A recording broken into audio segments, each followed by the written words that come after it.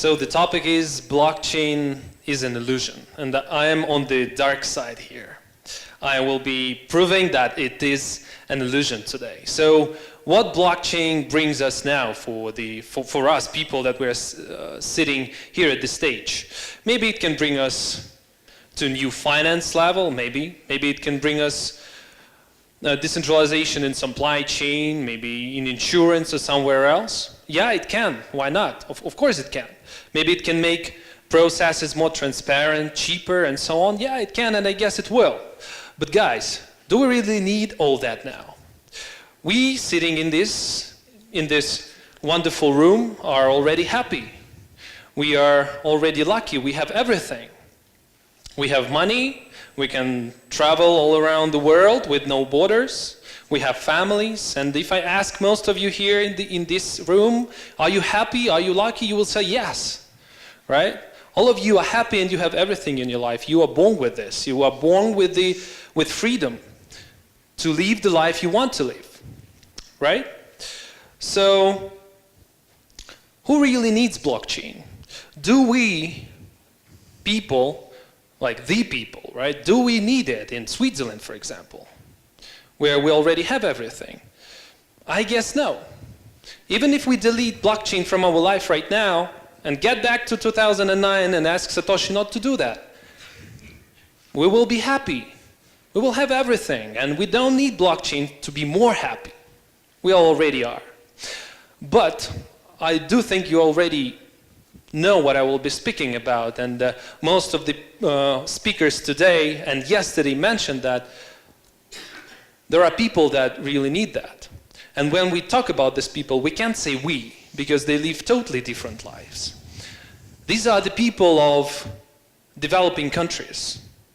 Many countries in South America, Africa. I've been to India, I know, and I saw how they live. For them, decentralization now is an illusion. Maybe for us not, but for them, yes. It's an illusion, they don't have it.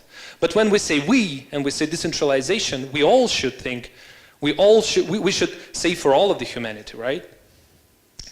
So they can't simply document their homes, they can't vote for the government they want because it's wholly corrupted, they don't have transparent elections, they have nothing. They cannot even verify their identity to prove they do really exist. And even if they do, they can go and they can travel because they are not allowed to visit like developed world, right? For example, for my conference in Singapore, all of the people from Africa were declined with their visas. They couldn't attend the event, but I gave them the free tickets. So that's what I'm talking about. I'm talking that the developed world, for the developed world, decentralization is an illusion, and we don't really need that. But it can become not an illusion if we refocus, if we set the target for our community. Instead of thinking about the rates on CoinMarketCap, raising funds for ICOs, or taking Bitcoin as an investment thing instead of thinking of that as a payment thing, we should really refocus and set a target for us to make decentralization not an illusion by bringing all of that people to the society that we used to live in. And only by setting a target like this and achieving this goal, I could say that it's not an illusion. And I do understand what you will be talking about the decentralization and, for example, in Switzerland, a really great government system where it's really democratic and so on, about maybe transparency with which the blockchain can bring. But I guess that all will only be approvals to what I've just said. So I don't think there is really a need for that battle to prove that for us decentralization is an illusion now. And just let's unite the world by setting a target to bringing real world valuable use cases built on the blockchain. Thank you.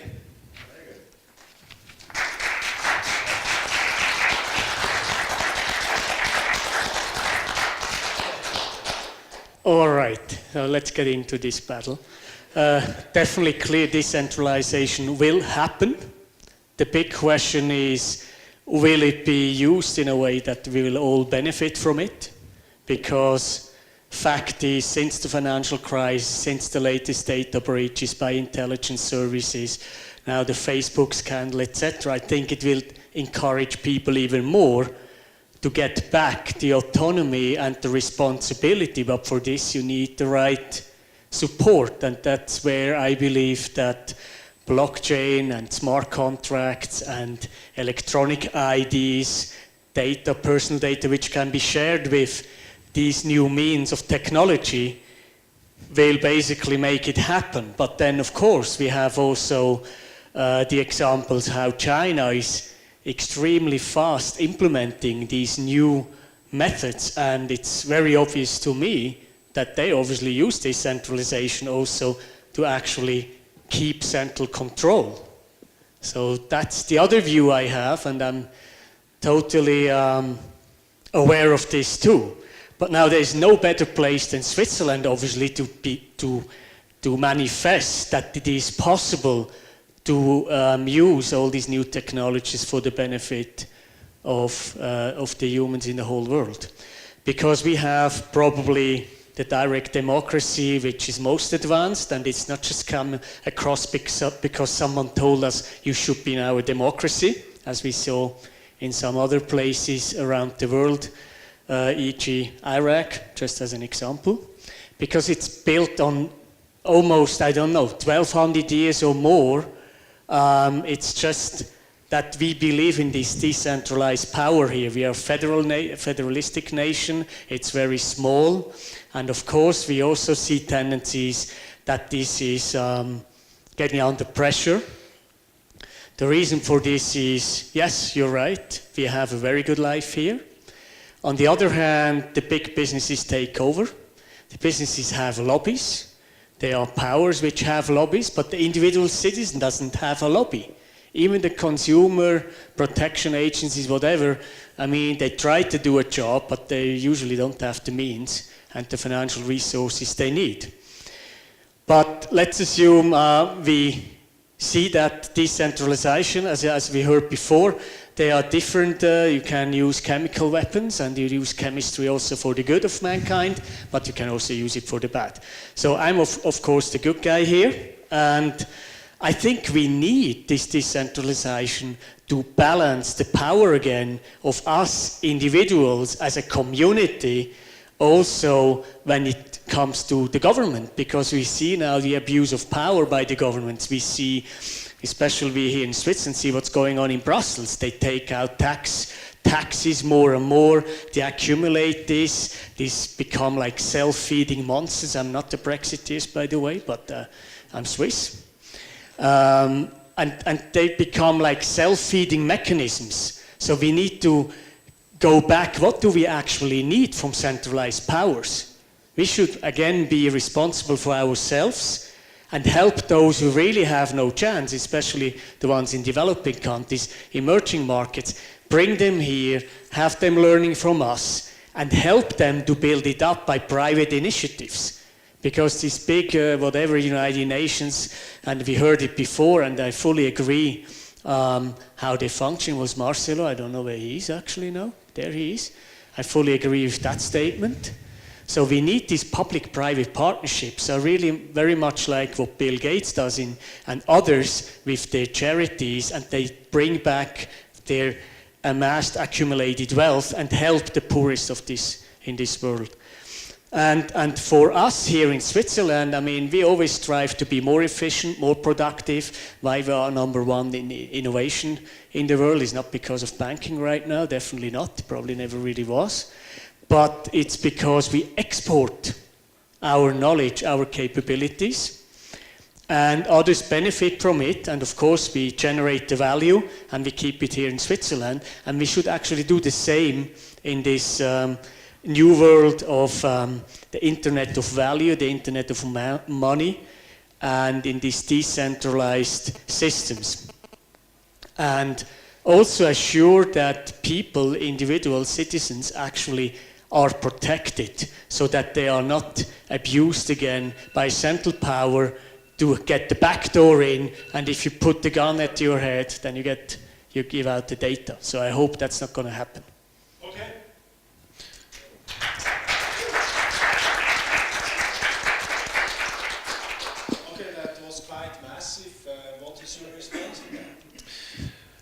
So I predicted, as I've said, that you will be talking about the current really working decentralized systems, and here I'm also on the white side. I do understand that decentralization will help us, right? It will help us, as I've said during my talk, to improve lots of things, not only in the government side, but in the IT stuff and so on and so forth. But at the end of your talk, you also come up with the idea and with the thought that all of these charity things, Bill Gates and all of the money and let's call it knowledge that we have, we should devote to at least to improve the world of the developing countries, right? So what I can say here, I mean, like, I will stay on my opinion here. I do understand and I do believe that, of course, it's happening right now in our world, in Switzerland, right? And you are a very good example of a person that does that. But I still keep to a conclusion that I've come to, that all of the things that we are doing now is mostly driven by the idea to be better ourselves, to have more money, to live simpler lives. Anyway, but personally, I'm already happy and lucky. Don't need that. I think it's much more about that. I mean, it's not about to create more wealth. It's to actually be able to control our lives again, gain back the let's say the power to define where are my data, how are they used, and to basically give that the value. And of course, I wouldn't expect to get rich for it, but let's assume that we are actually the owner of our data and we provide them to a bank, to an authority, and we get a voucher token for this. We can exchange it with others, and others do the same with us. So we can build communities, we get together like this, we strive for a common goal. And I think that's one of the biggest challenges. How do we make that happen? That communities build themselves. And here we have a community, we have more or less the same views, different ways how to achieve it probably, but more or less the same goals. But how to bring that together? And the other thing is, how do we actually win the majority? And that's the big problem we have probably.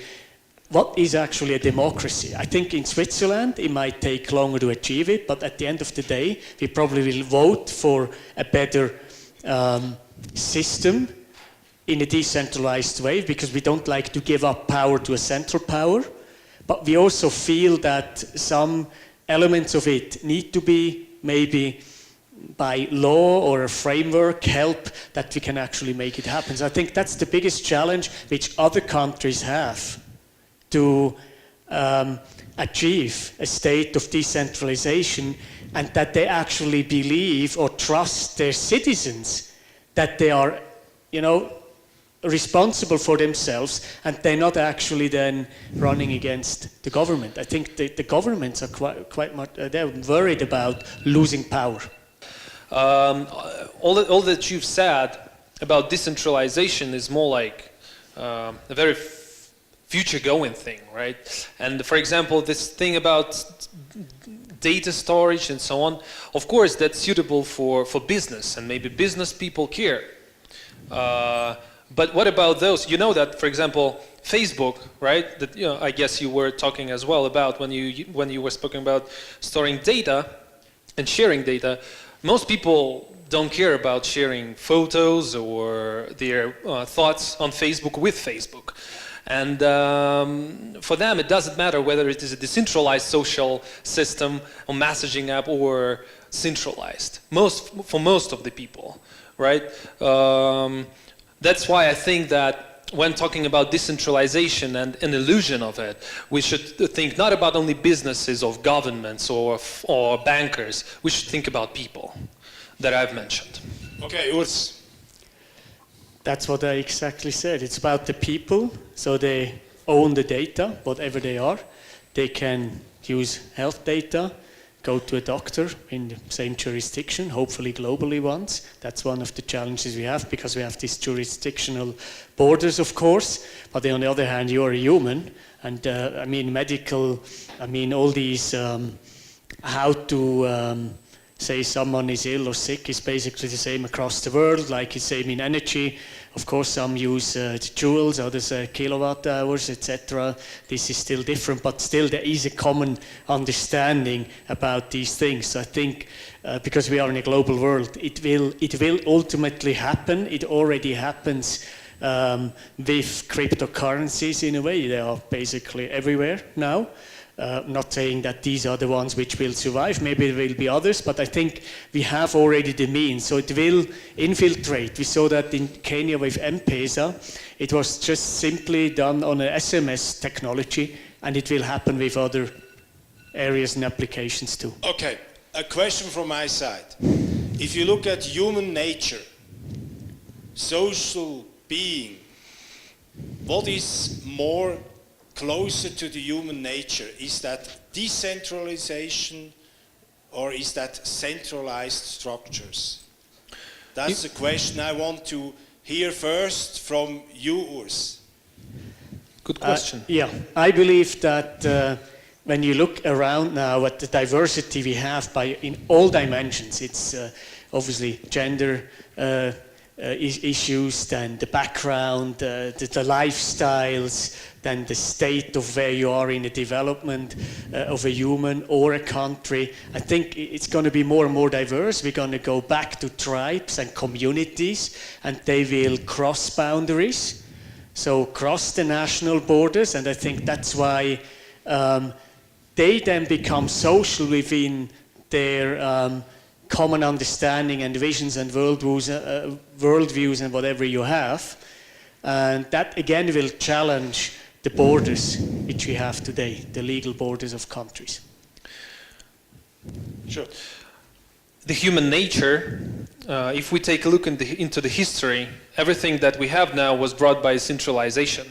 The empires, they have brought us the culture that we have now. Almost all around the world we have European culture. Even in China they are right now trying to speak English. Knowledge that we have, the government structure that we have, everything was brought by centralization. But it has the problems. This centralization brought a lot of poverty, a lot of racism, a lot of sexism, all of these things. Most of the people that do live in the world, not most, of course, a last part, but there is a very big part that by these centralized systems was brought into a very, very bad situation. And decentralized systems that have built now, blockchain is one of them, can help us to improve all of the results that was brought to us by centralized systems. But of course, the human nature is centralized. Right. Thank you very much. At this stage, now you shut up. You talk. I want you to show up, take your word, support them. Then they can come back. He mentioned empire. I mean, there are at least 2 Brits here. What is your reflex? Please join here. Which side do you join? This side or the other side? Jane, you are pretty much... Oh, okay. Thank you, Jane. You need some help to come up here. Come. Okay. Okay. You have a micro? No? I give you a micro, mine. Okay. I have to say something, don't I? Yeah. Okay. Oh, yes. There you go. So I support this side because I think the gap between the wealthy and the poor is too big, and it's getting bigger. And very simply, that's why I will support you. All right. Ask yourself a simple question. If you die, what remains? Nothing. So therefore, we are naturally self-centered. But if I don't exist, I don't know anything. Therefore, I'm of course self-centered because everything is centered around myself and my consciousness. So At the same time, though, I'm self-centered about myself, not everybody else. So with this, in this constant duality, whereby we're centered around ourselves, but unfortunately nobody else believes the same because they're centered around themselves. So we will be in this constant pendulum swing between centralization and decentralization, depending on which goal we're trying to achieve, whether one requires more malleability and flexibility or one that requires efficiencies. Thank you. To read those questions and in support to Urs and against Addy, I want to say that we humans are definitely central, and the biggest evidence is because we form families and so on. However, in nature, everything is decentralized. Everything is decentralized, and for us to return closer to nature, and this is where the contribution in the Western world comes, we do need to return closer to nature. That is evident, and decentralization will help us by shifting our values from money and this happiness that we have from all the material satisfaction to, you know, better things that are closer to how nature operates. Thank you.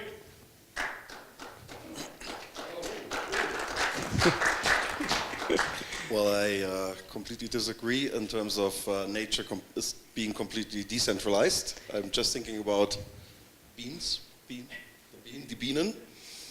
The human being. The bees. Oh, the bees. Highly centralized functioning, let's say, population. And the argument that blockchain is really decentralizing or let's say the population or the society, I would hope, but I don't see it coming.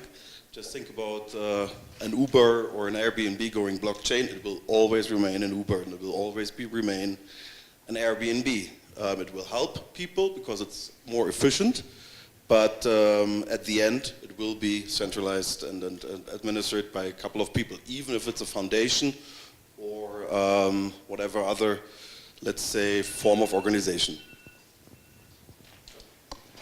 Okay. Why am I supporting the idea of blockchain decentralization? Because the idea of it is so beautiful and it's so relevant for society. If you review history of mankind, there is some milestones in society building. The invention of democracy. Decentralized voting, centralized governing. The Greeks invented it, the Romans took it over, they corrupted it, and they turned it into dictatorship. And then we had religions, the church, very much centralized. And then we had the age of the Enlightenment. We had the separation of religion and state. And the beauty of the idea of blockchain is the separation of state and money. And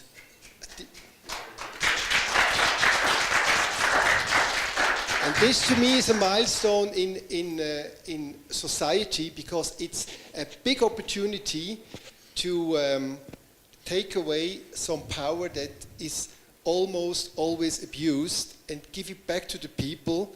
And there will be a lot of discussions, important discussions, and great you are here and great we can discuss about it. So Jose, 30 seconds for you then, okay? I don't want nature, I want an art form, I want culture, I want art, I want music. I think nature and culture are opposites. I don't want to go back to nature. I want culture, also I want happiness. I am happy, it's a great world, and I don't care about the state if it's corrupt, what I want a clear possibility to plan. It's all nice, these decentralization talks, great ideas, great utopias, but I want stability. I don't want a transition. It's great, I know, if I know this guy's corrupt, I know what I can do. I can plan, and I can have a new pair of jeans tomorrow, and I can plan that. I don't care if we can have a new Lambo tomorrow, if I have new jeans. So I want stability, I don't want a transition. Okay. Is it my turn now? Or? No. Okay. Ready? Okay. 30 seconds. I'm very much in favor of a decentralized distributed ledger system and the technologies that are being built around it.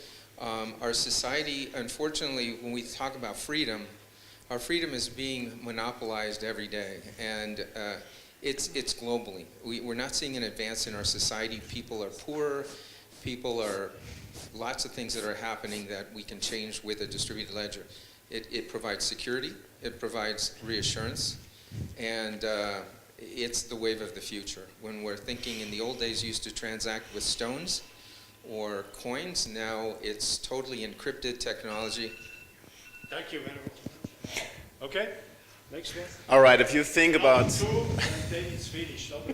There, Richard plus somebody else, and here plus somebody else. Okay, then it's... Microphone.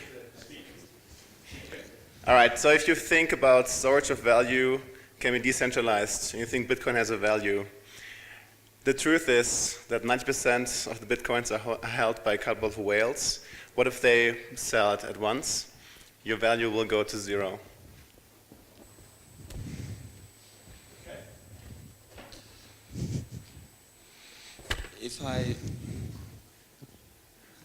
Hello?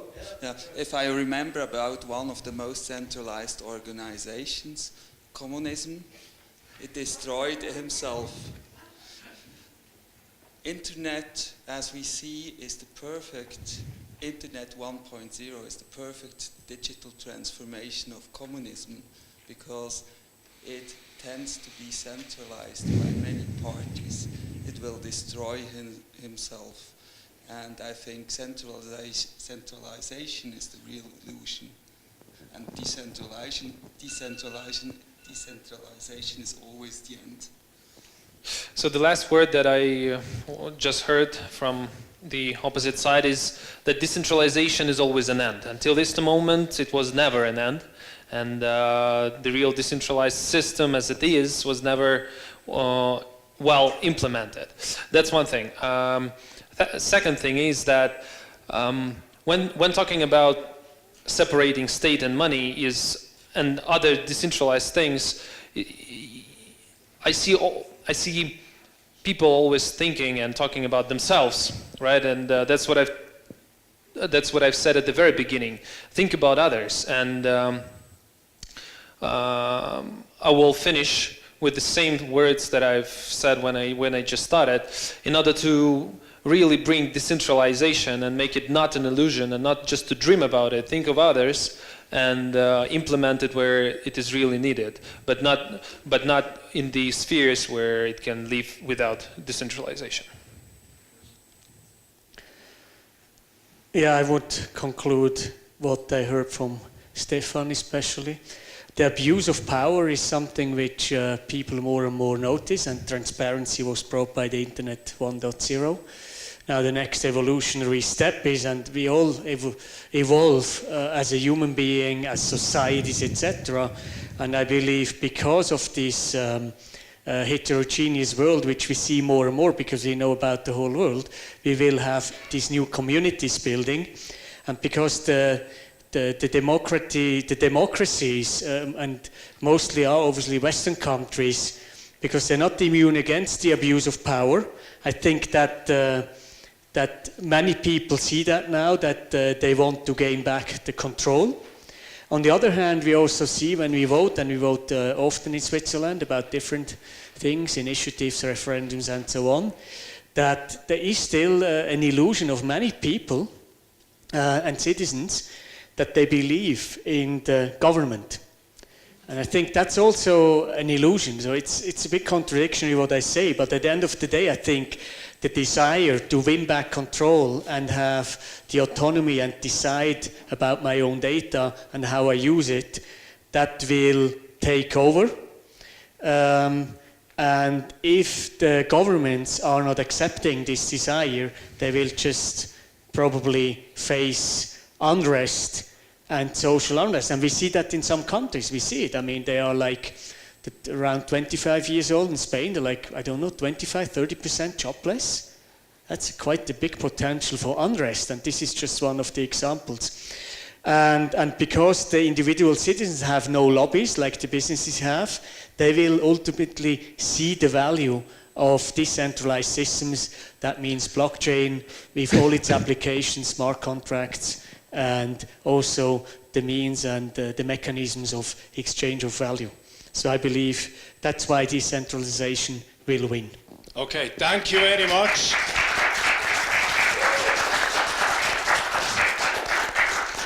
Take some pictures right there.